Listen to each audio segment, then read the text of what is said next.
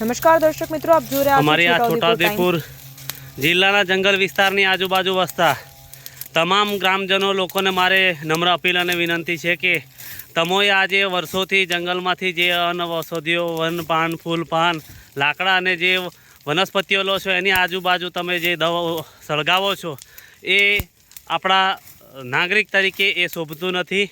તમે જે પણ દવ અત્યારે સિઝન સળગાવી રહ્યા છે, ડુંગરોને હળગાવી રહ્યા છે, એક ખૂબ મોટું પ્રકૃતિને મોટું નુકસાન છે અને એ નુકસાન આવનારા સમયમાં બહુ ભારે પડશે। જેથી મારી તમામ પ્રજાજનોને અપીલ છે કે આવા દવ ન લગાડીએ અને ન લાગવા દઈએ। જ્યારે લાગે ત્યારે આપણે તાત્કાલિક એને બુઝવા પહોંચી જઈએ।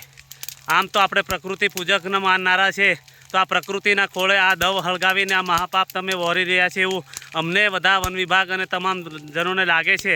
જેથી પ્રકૃતિ પ્રેમી હોય, જંગલો પ્રત્યે લાગણી હોય અને પોતાનું જંગલ માનનારા હોય તો આવા જંગલોને ના સળગાવશો એવી મારી તમને સૌને રેન્જ ફોરેસ્ટર ઓફિસર છોટાઉદેપુર અને જિલ્લા વન વિભાગ છોટાઉદેપુર તરફથી તમને નમ્ર અપીલ છે કે દવ ન લગાવીએ અને ન લાગવા દઈએ। આ મોટું પ્રકૃતિને નુકસાન છે।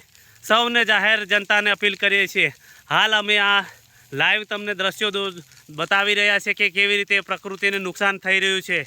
જેથી ફરીથી તમને સર્વે જનોને હું અપીલ કરું છું કે આવો દવ ન લગાડીએ અને ન લાગવા દઈએ।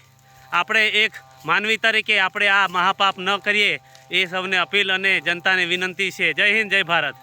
છોટાઉદેપુર વન વિભાગ છોટાઉદેપુર જિલ્લાના જંગલોમાં રહેતા અને જંગલોની આજુબાજુ ગામમાં રહેતા તમામ પ્રજાજનોને લોકોને અમે અપીલ કરીએ છીએ કે હાલ મવડાની સિઝન ચાલતી હોય, મવડાના ફૂલ પડતા હોય ત્યારે આપણે પાન ન સળગાવીએ અને પાન સાવરણાથી દૂર કરી અને નીચે પડેલા મવડા વીણીએ।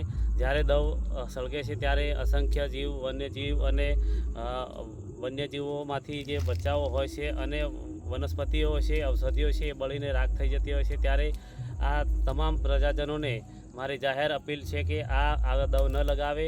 દવ લાગવાથી આપણા સંપત્તિનું, કુદરતી સંપદાનું ખૂબ મોટું નુકસાન થઈ રહ્યું છે અને ભવિષ્યમાં આવું નવું થતું રહેશે। ત્યારે આ બહુ મોટી મુશ્કેલીનો સામનો કરવો પડશે। ત્યારે અમે વન વિભાગના પ્રતિનિધિ તરીકે આપ સૌને ફરીથી અપીલ કરીએ છીએ કે આપ જ્યારે પણ દવ લાગે ત્યારે અમને જાણ કરો અને તાત્કાલિક સ્થળ પર પહોંચીને દવ ઉલવવા માટે વન વિભાગની મદદ કરો એવી સૌને મારી જાહેર અપીલ છે, વિનંતી છે। જય હિન્દ, જય ભારત। રિપોર્ટર નિશાંત ચૌહાણ, છોટાઉદેપુર।